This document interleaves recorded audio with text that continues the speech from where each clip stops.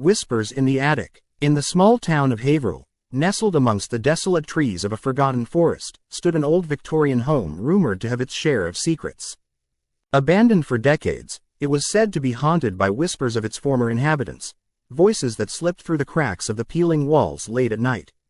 The townsfolk spoke of old Mrs. Abernathy, a woman who had succumbed to dementia, lost in a labyrinth of her own mind, her reality twisted until it became a horrific version of the world she once knew.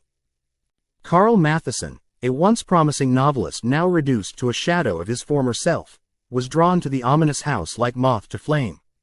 He had read about Mrs. Abernathy in the faded pages of old newspapers, intrigued by her tragic story of decline. Now, battling his own demons of depression and anxiety, he sought refuge in the isolation of the decaying mansion. Perhaps the stories of madness would inspire him. Perhaps the ghosts of the past would bring his pen back to life. The first night, as Carl lay in the dusty old bed, shadows danced along the walls, fueled by the flickering light of a lone candle.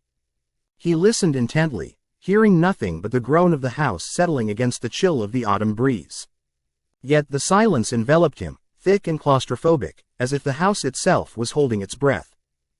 As the days passed, Carl settled into a strange routine, his mind swirling with memories not entirely his own, flashes of a life lived long before. He wandered through the rooms, the wallpaper peeling like scales, the furniture draped in white sheets as if to hold secrets close. The attic door was always locked, but whispers in the air beckoned him to uncover whatever lay beyond it.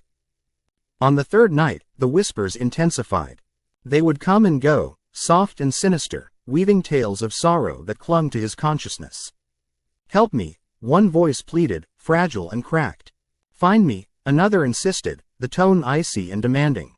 Each time he closed his eyes, visions of a frail old woman with silver hair danced behind his eyelids. Carl's mind began to fragment. He found himself lapsing into moments where reality warped. Faces of people he never met would emerge, fragmented conversations filling the void. During one episode, he rushed to the mirror, screaming at the reflection that morphed into a younger version of Mrs.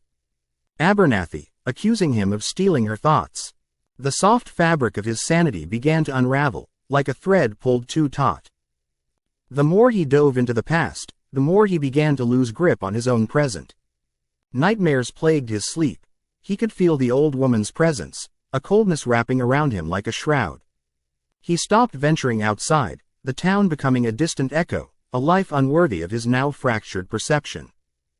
Finally, the attic door called to him one stormy evening, the wind howling a mournful tune. Driven by manic urgency, he kicked it open, splintering the wood and unveiling the darkness within. A shroud of dust swirled in the candlelight, revealing a small trunk placed in the center. It felt like a sentinel guarding the mysteries of the house. Carl knelt before it, hand trembling as he unclasped the lid. Inside, he found stacks of old letters, photographs of what appeared to be a family, smiling faces frozen in time. Yet, as he sifted through the contents, a hollow terror gripped him.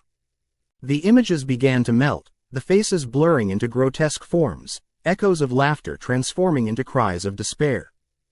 Among the letters, he discovered one addressed to him, scrawled in frantic handwriting. "Carl, if you read this, know I'm trapped here, unable to escape the maze of my mind. You're next. Help me remember." His breath hitched. He was remembering something. What Mrs. Abernathy had suffered was overtaking him.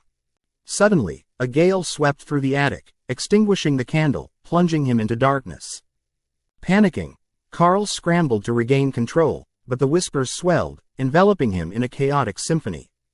Memories of a life he had never lived flashed before him, chains of insanity binding him to the woman in the photo. Reality fractured completely, and every voice enveloped him. He was no longer a visitor, he was a prisoner. Days later, the townsfolk gathered near the house after a heavy snowfall. The old mansion stood as it always had, austere and unmoving. Yet the whispers had stopped.